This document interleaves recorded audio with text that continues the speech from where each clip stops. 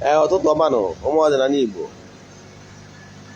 Tata ilezi anya ịfụ ihe na-emenụ ya ụmụ eburu a ga-eji wee chụọ aja. Dịka anyị na-ekwu gbasara okwu isiokwu anyị n'ụbọchị tata bụ ịchụ aja. Ka anyị gazie na wee jebido live anyị taa. Ya gazie.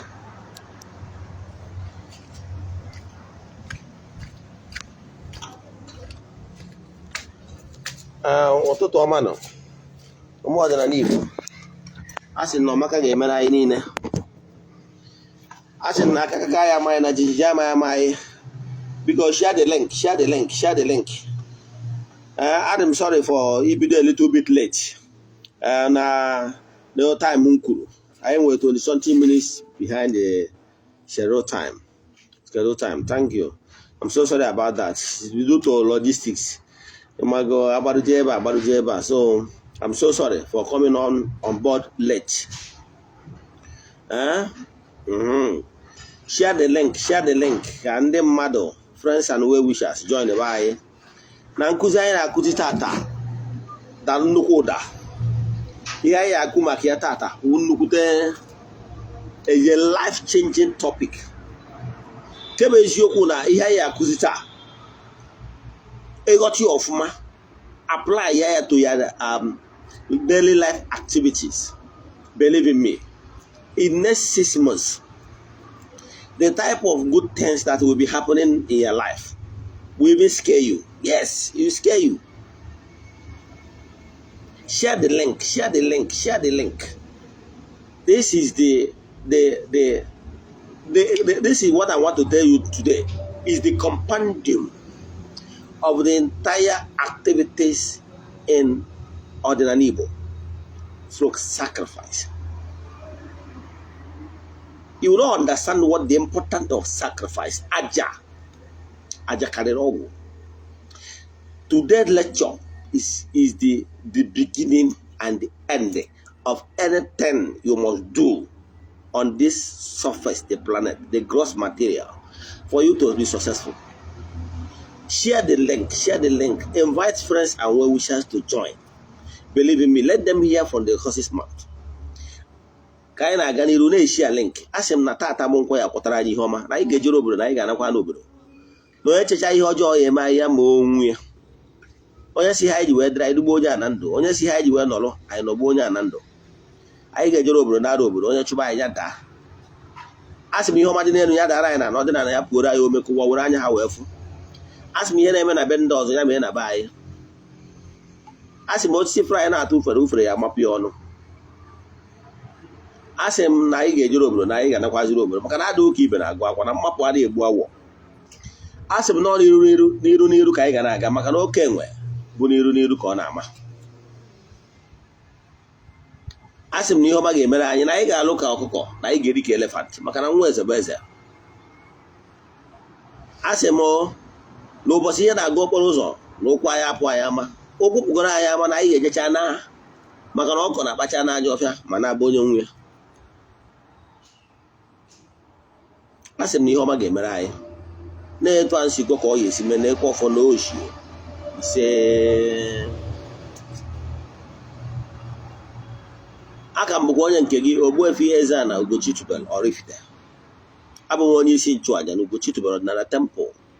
Anyị na-agba afa mmiri emi lụkwazị ọrụ mmụọ dị iche iche. Abụkwazị m onye nchụaja na ọdịnala Restoration Prayer Ministry. Bụrụkwazị onye mgbasa ozi ọdịnala Igbo. My mission is to help people live better life. N'ụbọchị taa isiokwu anyị akụwago bụ isiokwu anyị bụ the importance of aja. Wee kwuo na aja karịrị ọgwụ.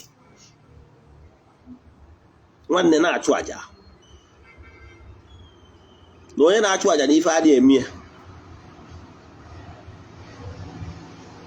Ụbọchị taa ihe anyị ga-akọwara lecture today bụ the secret of aja. Na etu ị ga-esi chụọ aja wee gazie ka udo obi wee dị ka chiri mma wee dị. Ka bụ ofu. Mana before anyị gaa n'iru echefukwara na ọkwa nchọrọ ịma n'ụbọchị taa anyị nọ n'ọnwa Mee, ọnwa anyị ji achụ nnukwu aja na Ugochi tubelu na temple maka na ọnwa aṅụrị. O nwere aja anyị na-achụ nwa kwa ọnwa. Aja anyị bidoro na November last year. Aja bụ aja anyị na-achụ 14 days. Anyị na-achụ ya in the open. That is aja yiri n'igwe, ndị mmadụ na-esonye. O nwekwara ndị na-achụ ka achụọ ha nke aka mkpa, mana nke grupu anyị na-achụ bụ aja m na-achụburu onwe m, aja bụrụ n'ime enu ndị bụ na ha so wee sisi chụpụ ya ka ha rabụ ndị niile nwere mmasị. Ọnya ka anyị ji mezie ya na-achụ ya in group bido na November last year, and since last year ọtụtụ ndị mmadụ na-esonyere anyị na ya. O nwere ndị kwụrụ ụgwọ bido ọnwa gara aga wee to December. There must be testimonies. So nke ọnwa Mee a pụrụ iche maka na ọ dị anyị n'ọnwa anyị ji celebrate eme anniversary and festival Ugochi tubelu na temple. Nke a bidoro ọnwa na ụbọchị 8 last year for 14 days, na 21 bụ tomorrow ka ọ ga-emechi. Achụcha aja anyị na-achụ na temple, abịazie n'opi gbuo efi wee chịkọta ya bụ aja nwa achụrụ n'ọnwa Mee. O nwekwazị ndị a ga-achụrụ aja aka mkpa dị iche iche. Nwee ndị a ga-achụrụ aja dị iche iche personal. Ụbọchị ahụ Okọfọ ya apụtakwu. O nwekwara ndị a ga-achụrụ aja gọọ ọfọ dị iche iche. Ụbọchị ahụ ụbọchị m na-aga ọfọ n'isi ndị enyi m niile, friends of the temple, ndị niile anyị na-arụ ọrụ all over the world, my children all over the world, anyị agọrọ ha ọfọ. Ọ bụkwazị na ị chọrọ iso na ndị ịchọ ka eso na ndị agha agọrọ ọfọ n'ụzọ pụrụ iche, ịchaatị m na WhatsApp 08057837672. Blessing will flow that day. Ndị niile ọ bụrụ niile obodo oyibo mana ị nwere ike isonyewu na aja anyị na-achụ. You can send friends, your friends and relatives or relatives. Akuzunota, I can tell you, once there is life, there is hope. But the problem in the web, all that even now, Jesus and Okobia could say, "Ye men of little faith, you have not done the right thing consistently enough to create results. And distance is never a barrier, never a barrier. Me ọrụ mmụọ ọbụla anyị na-alụ, weda ma ịgba afa anyị maọbụ ọrụ mmụọ ọbụla. Ọ bụrụ na ị n'obodo oyibo mana isonyere na ndị na anyị na-achụrụ aja, ị nwere ike send their friends and well wishers. They can write petition, as in petition, yes, prayer request. Wotia na Ugochi tubelu na temple. Ọ bụrụkwa na ị na ebe ọbụla under the influence of my voice, mana ị nwere ike ịbịa oraifite. Ni nwere ike ịbịa oraifite. Ịbịa oraifite n'ụbọchị ịbịa were ya petition wee bịa ije na ihe ọta ebe ị ga-edebe ebe a ka ị ga-anọ wee ya ihe ọbụla ị chọrọ ịyọcha itinye ya petition. Emesịa ihe ekwubi okwu na ya petitions ndị abụọ nụọ ya. The interest my address na oraifite dị na Anambra State.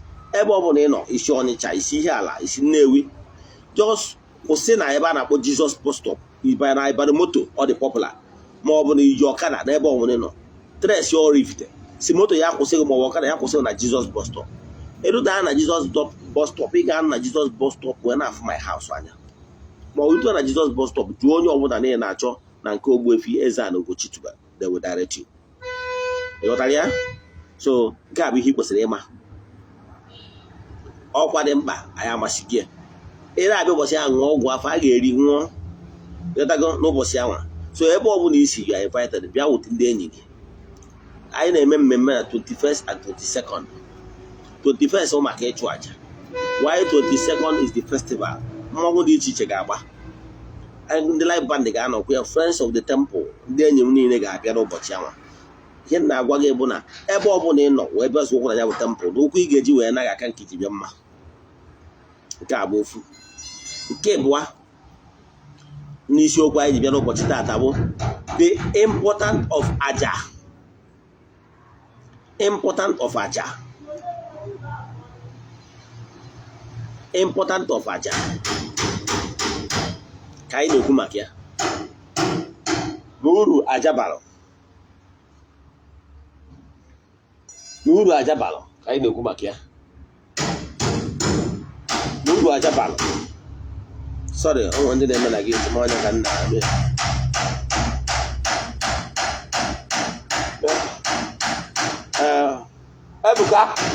Ebuka press any aka ka imeghe ihe easily. Press ya kwali aka.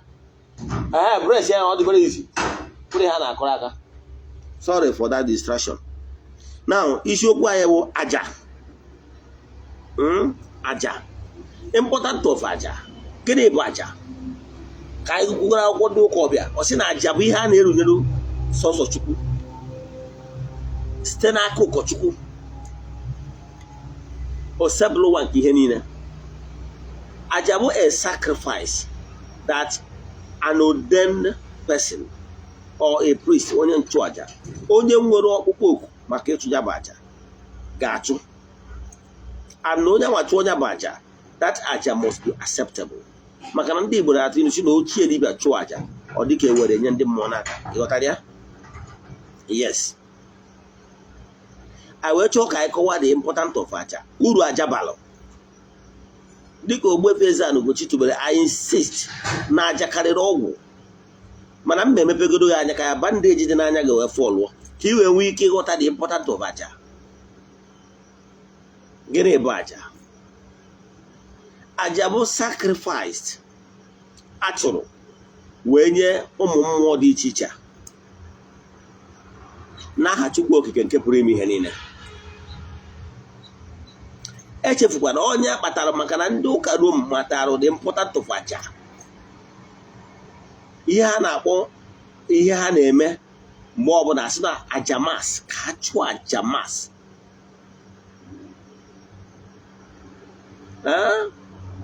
Asị na Jesu Kristi bụ onye na-achụ aja na ihe eji achụ aja ma n'elu obe ma n'elu ọta.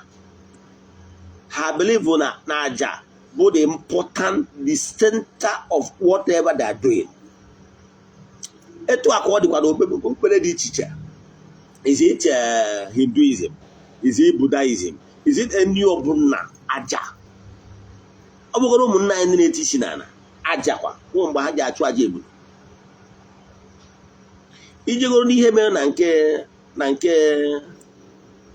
nke Abraham.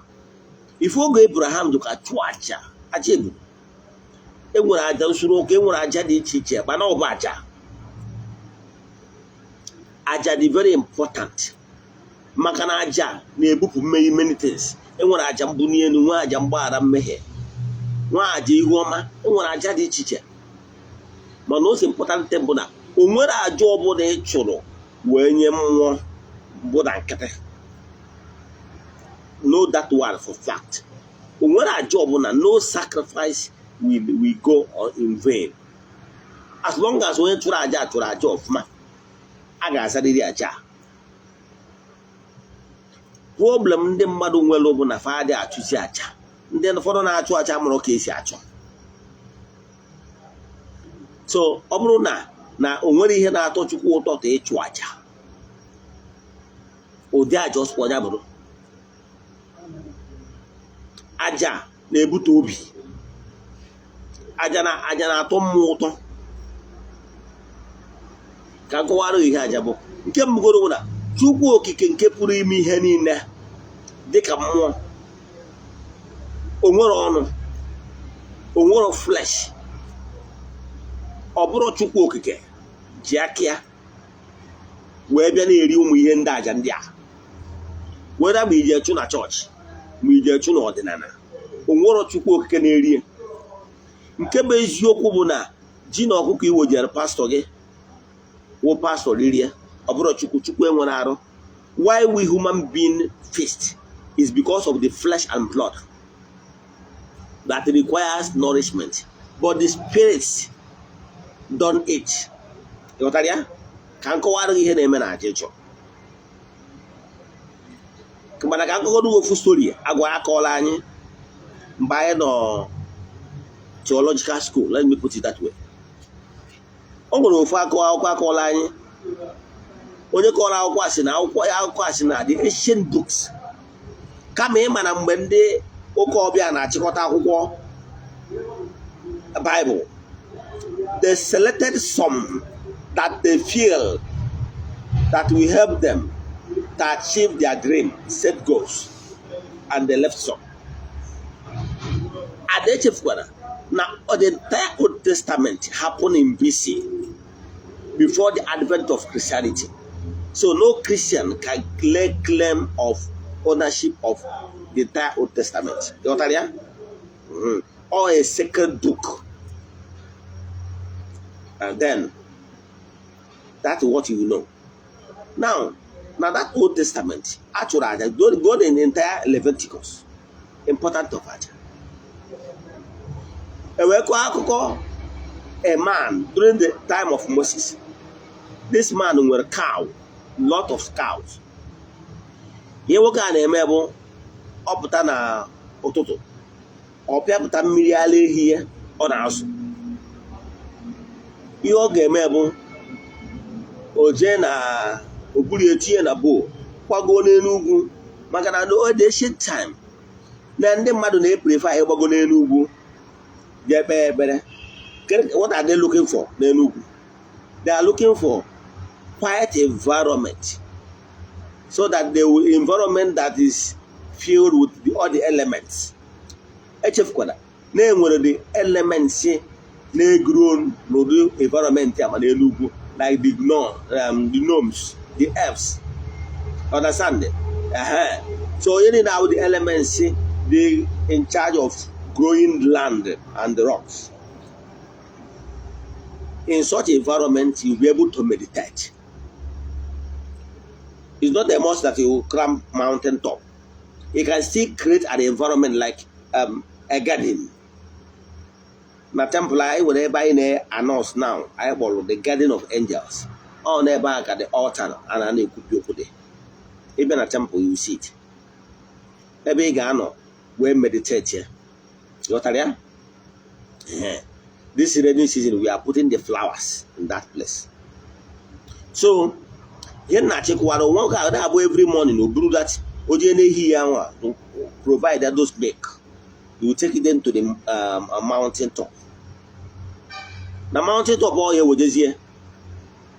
If the best of the air, name them the animals, the ants, and the whatever, they will come and feast on those milk. By the time the man returns tomorrow, the next day, he will find out that the bowl is empty. The man will feel happy, feel gratitude to the Most High. He will broke empty bowl, no biangore, will provide another one for tomorrow. But there is this fateful day, and the man is climbing the mountain top.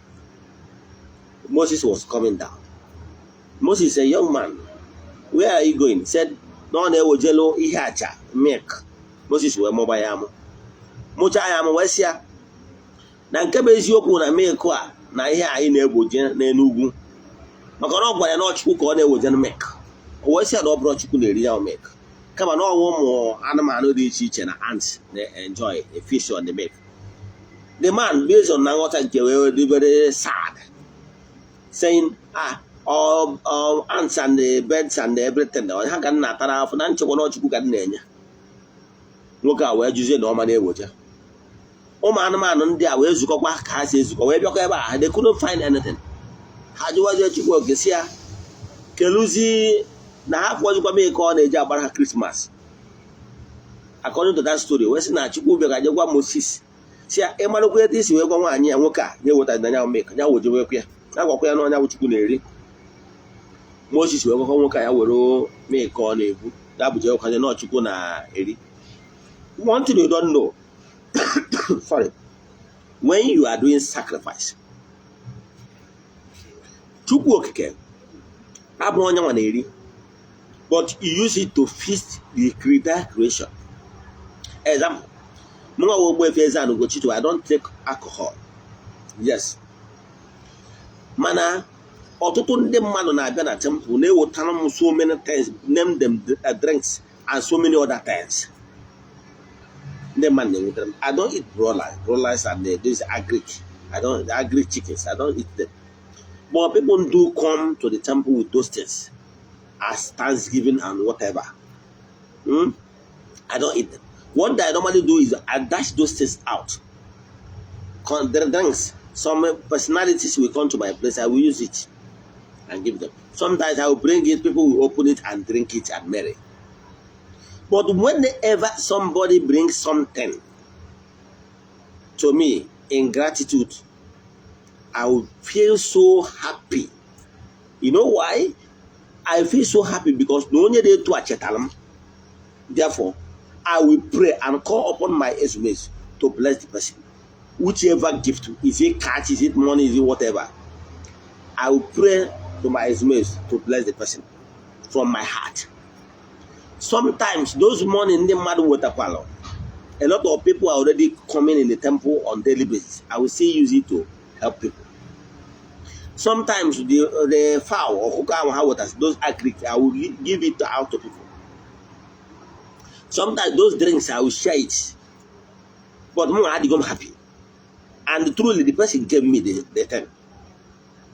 It doesn't matter who enjoy that particular gift given to me, or who I choose to enjoy those things with me.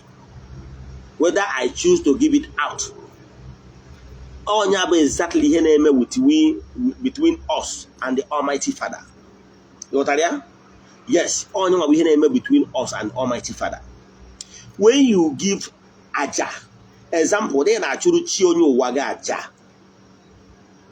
Mom ne na churu ogugu, mobu mwo na aja. Nke bụ eziokwu na ọ bụrụ mmụọ anwa onye ahụ ị na-achụ ya maka ọ bụgo spirit enwere ọnụ o ji eri ife. Mana mgbe ọbụla, like mgbe m gburu my late father gbọrọ ya efi, I did that particular sacrifice with one intention. I told my father, today, I'm sure Easter, but that was Easter Monday last year. It's a year plus now. I told my father that Namma boru efi can tubelu go. Deserve I know my father for the spiritual realm would be so happy that now we are working lotaria and the other lotaria. I'm a noga, what name more be a piano no botita, and one working at Tonomaja or the Burumefi. They will be enjoying. Why those people that we really eat those things in the physical, both mother and animals?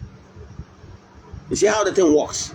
Yes, when you do the blood sacrifice and the native corner, now imagine blood sacrifice, you see those meats, maybe with pepper soup, more with the mad area as saraka. See what happens. Here they mean one way that blood. The ants, the lizard, all the creatures of the Almighty God, they will come and feast on those things.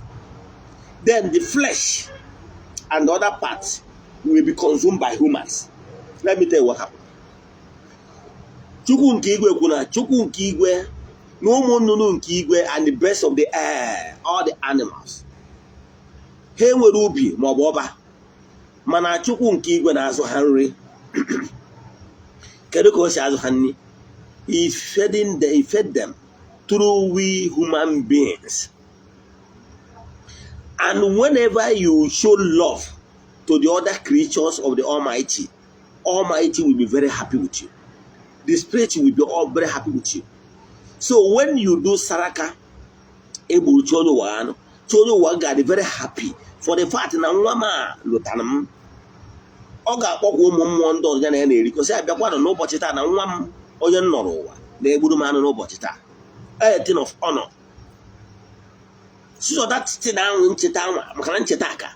So ncheta ahụ ichetalụ ga-emie ọgọzie osi nwa m tie cheta m taa na ọ ga-adịrị gị mma.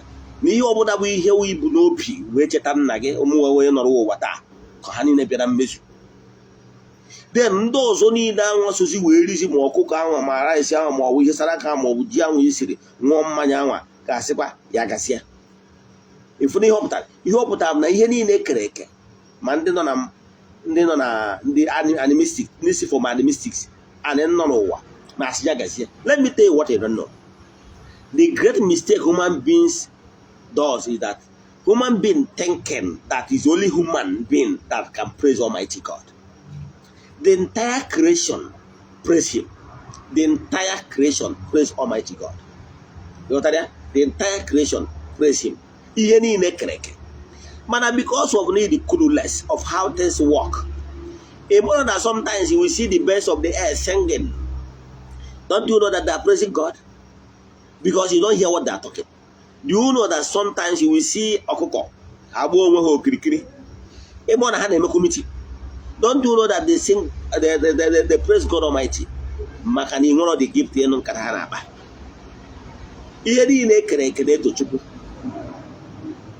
And every mouth, every thing chuku kereke counts. Can go out the important of Aja. Or that just one bro. But in in certain situation, in speak positivity and speak in favor of you for something good to happen. Let me set an example. Now, one Dokobia, about Docas. Docas passed on. Docas will go Peter. Manamba Docas passed on. But Peter Biel. People started saying good things about Docas. And I know, as human beings are saying good things about Docas, the same way, even the spirits are saying good things about Docas. Because of that, I want to go where Peter will put on. So, whatever challenges you are having, you need to have some human spirits in favor of you. That look, EZE-ANA deserve to be blessed, and therefore I must be blessed. You know that? So, maybe no. Even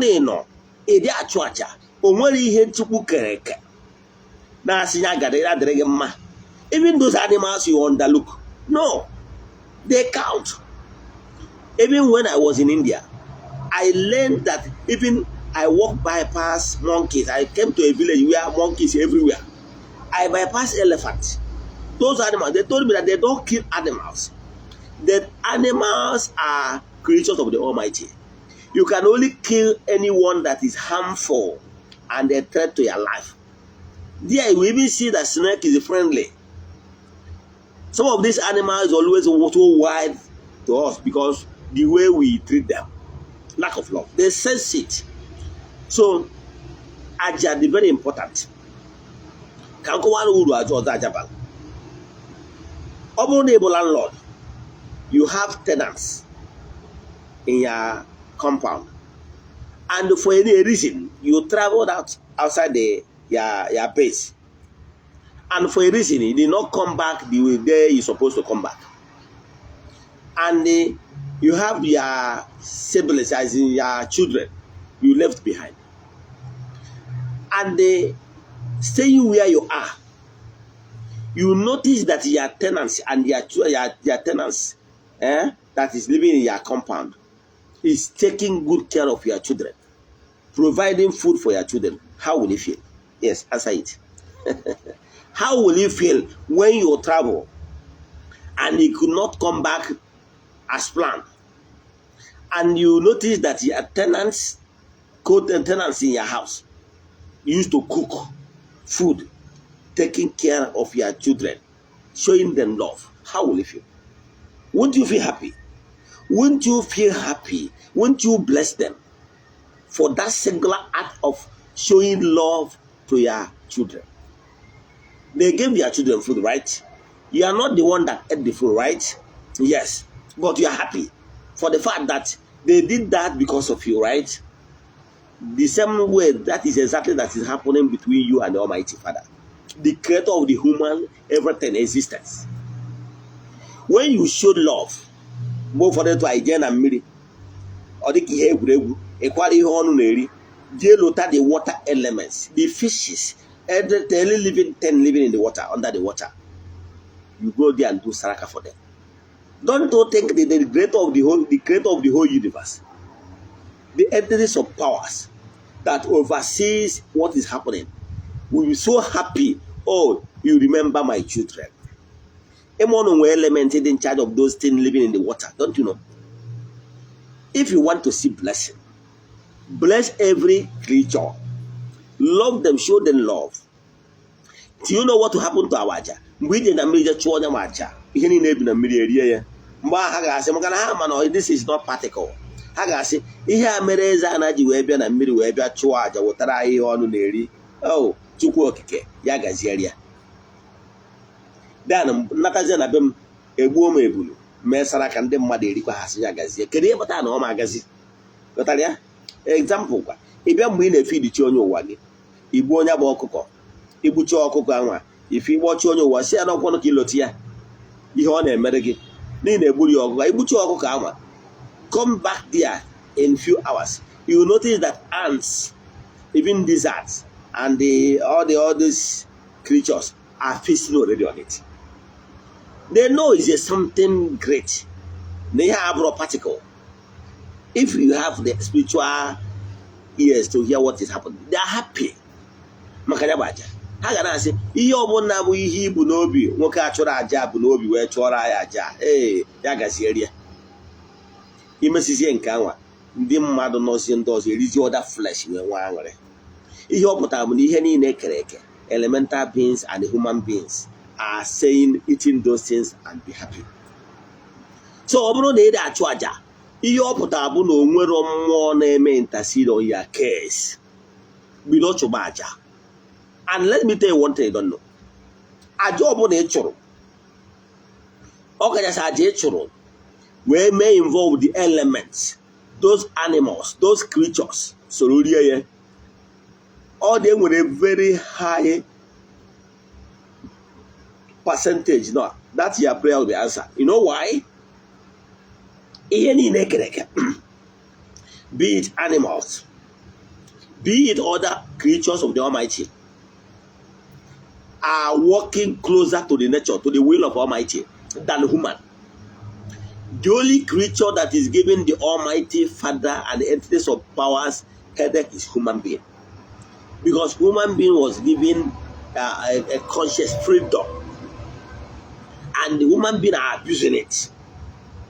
But the other creatures of the Almighty, they are living according to the laws that established the entire existence. So they are more holy, if you want me to use that word, they are more holier. Those birds of the air you are seeing, those lizards you are seeing, believe in me, they are living according to the word of God, the laws of God. Ha na-eme mmadụ enye ule, ha na-agha pin, ha na-enwe kwuru na anya ukwu. Ihe na-ewu na social media kịta bụ onye amaghị ihe ọ ya eme ka o wee dị fem. Ọjọcha ofu onye dị popular kọtọbụ ya. You don't have any right ime mana ndị mmadụ na-eyuze ka ha wee dị fem ọkwa ya. I can never get myself involved and trying to pull another person's down for you to clap. That one is a case for another day. Yem na cheko wana game na. Obo de chore for success na anya gi na ahụ a bido chụba aja. Aja anyị na-achụ igote ọkụkọ. Kpọchi onye ụwa si atata anyị lote ya. Si ya gbadata. Si ya gbadata ya na ndị niile ya na-erikọ na mmụọ na ị na-achụrụ ha aja. Nke bụ eziokwu na mgbe anyị na-ekwubi okwu achụ onye ụwa ga-enwegori aṅụrị. Nke bụ eziokwu na mgbe ahụ a na-egbusi ọbara anwa chi onye ụwa mara ama rie maka na o nwere ọnụ mana obi ọgọ na-egbu ya ka mmanya ihe niile ekere ka abịa soro rie ya ha na-eri they join you in prayers say ihe ọbụla wu ihe ọbụla gị nwa na-ene ma yes gị nwa bụ n'obi wee chụọ aja ya gasịa isichazi ọkụkọ anwa isiri itinye eji mee ka eso na nwere ndị ọdụkwasịkwa wee rie ha richakwasị ya gasịa ịma na ọnụ mmụọ na ọnụ ụmụ anụmanụ ihe niile kere eke sogote ya akasị ya gazi nwaanyị na ọma agazi so ị chọkwa ka ịfụwa favor chụpụ aja dịka ụdị aja anyị ga-achụta aja anyị na-achụta almost every month every month anyị na-egbucha mgbe ụfọdụ egbu more than eburu 30 Ugochi to na temple o nwere every day onye na-ebego na temple ya mana o nwere every day ọbụla anyị gbuchara anụ ndị mmadụ arị eri ṅụọ mmanya ụdị sọ ha like nke anyị na-emechi a ga-egbu efu gbuo ebulu gbuo ọkụkọ na ihe ndị ọzọ dị iche iche bịawa ebe ọbụla ụlọ ọ saraka ka ọ bụ onye batara ọ na-agba ya chụcha aja anyị na-achụ for 14 days the concluding day ya ime anyị gbuo anụ mee saraka bute mmanya ụdị ọbụla ndị mmadụ erie ṅụọ ọ saraka ihe anyị nidere bụ that happiness ndị anwa ririe mana echefukwana ụfọdụ ya asị na ha na-eme sọ saraka ụmụazị ọ dịkwa mma ụfọdụ asị na a na-eme sadaka so human being ọ dịkwa mma mana ichefukwa na sadaka ka a na-emerụ the ihe niile kere eke, the creatures, those ants, those lizards, ha nwere ubi, ha nwere ọba. Can't you show love? Do you know na aja chụrụ abụrụ na nkịtị mgbe ahụ ịkpọkụ chi ma ọ bụ ndị ichie like chi a akpai n'ụtụtụ ebe 10-11 egbukwa efi n'Ugochi to na temple. Entities of powers ga-eso ebe rie ụmụ mmụọ enwego na aṅụrị maka ote ga-agwara ha na egbu ha efi na tata n'echi a 21st. Other animistic animals will come and join and eat. Then human being will join and eat. Why no magazi? Gịnị ga-eme na achụchara aja by end of this May? Ọgbanje aghara ịgba n'ebe nnọ na n'ebe ndị niile tụnyere mere ka ọ dị possible. Maka na ọgbe ndị wetara ego eji nye achụnaba jemara aja na ọbụla ị chụrụ abụrụ na nkịtị nwanne chụba aja hapụ ọgwụ. Ọtụ ndị ma ọ nwere bịa m ụbọchị sere sị m na ya chọrọ onye eje gwọrọ okite si asọrị na Ogbuefi EZE-ANA Ugochi tubelu my humble self na m adị alụ okite mana ọ bụrụ na ihe chọrọ ịlụ no problem. O nwere ndị dibịa mma na arịa I can give you their number, go and do, but I'll draw my work. I don't do it. Mana ana m achọ ịgwa na ndị anwa na arịa akara m nwa. Yes, maka na onye nwere juru m afọ agwara m ụnụ wepụ aka n'ọgwụ maka na ọgwụ bụ ya cutting corners o menyere aka chụba aja ihe abụ na ihe ọbụla wụ ya problem even ya kama. Yes, o nwere ndị bụ na ọnọdụ ha nọ today is as a result of life or decision they took 5, 10, 15, 20 years ago or even in their previous life. Yes, but it's only aja. Do you know that the sufferness you are suffering today, 5, 10 years to redeem what you have done wrong in the past? Echubaja, where you keep 1 year, that now in 10 years can be wiped out because of the power of aja. Already had about symbolic redemption. It would achụ aja na achụ aja. O nwere ike ọ bụrụ na no nwere nnukwu ihe dakwasịrị nwere ike ọ bụrụ na ihe mmadụ ya nwụrụ mana aja na-achụ ya ebukwapịa. Enwetara ike ọ bụrụ obere nok ka ihe enweta n'ụkwụ gị mana ihe aka egbughị egbu na ọ bụrụ na ị chụrụ aja ihe mme ịgbe ọ na ị na-achụ aja ihe mme na o nwere mmụọ na ihe mme na ndụ gị aja ya ebukwapịa. Ịmara mgbe gburugburu mmadụ na-azụ enunu ya na-agba enunu like ewu na atụrụ ma ọkụkọ ma nta ma imoroko na ngwuru ya. O nwere ihe uke ya bịanụ ego ofu ebie ofu ewu ebe kpee n'abalị nwụrụ. Ọ ife aka ewe mmadụ mana o were anụmanụ hapụ mmadụ. Ịghọtara ya? Nwanne chụba aja. Ọ bụrụ na mmadụ na-achụrụ gị aja ma ọ bụ na onye na-achụrụ gị aja ma ọ dibịa ma ọ bụ n'ọgụ ma na-achụ ịchụ aja 3 months 6 months before changes. Nwanne change onye na-achụrụ gị aja is either na ọ dị achụcha maka na ọ bụ na ọ dị eme the right time ichenji onye ọzọ. Nwanne chụba aja ihe ọbụla wụ problem gị n'Ugochi tubelu na temple adị m agwọ ọgwụ adị m eme okite mana ihe m believe na ya bụ ịchụ aja. Ihe ọbụla wụkwa ya problem I can only intercede and plead on your behalf. Na the mmụọ ọbụla na-agbago ụgwọ mmụọ ọbụla na-emebiri gị ihe ọ bụ ndị ichie ọ bụ ihe emebiri na ngwụrụ whatever aja ka m ga-achụ. What are the reason why they should allow you to ime ụwa gị? Aja karịrị ọgwụ. Nwanne chụba aja. Ọ bụrụ na ị chọrọ like nkụzi anyị kụzi ma ọ bụ na ị chọrọ ire nweta nkụzi anyị na-akụzi kwa ụbọchị ị nwere ike jee chọọ m na YouTube Ogbuefi EZE-ANA Ugochi tubelu oraifite na Facebook Ugochi tubelu oraifite. Ịchọọ ka anyị gbara gị afa mmiri emi ma ọ bụ na ịchọọ ka anyị chụọrụ gị aja ma ọ bụ ọrụ mmụọ ọbụla send them a message na WhatsApp 08057837672. Ogbuefi EZE-ANA Ugochi tubelu baham. Nwanne chụwa aja na aja karịrị ọgwụ ya gazie n'ọfọ.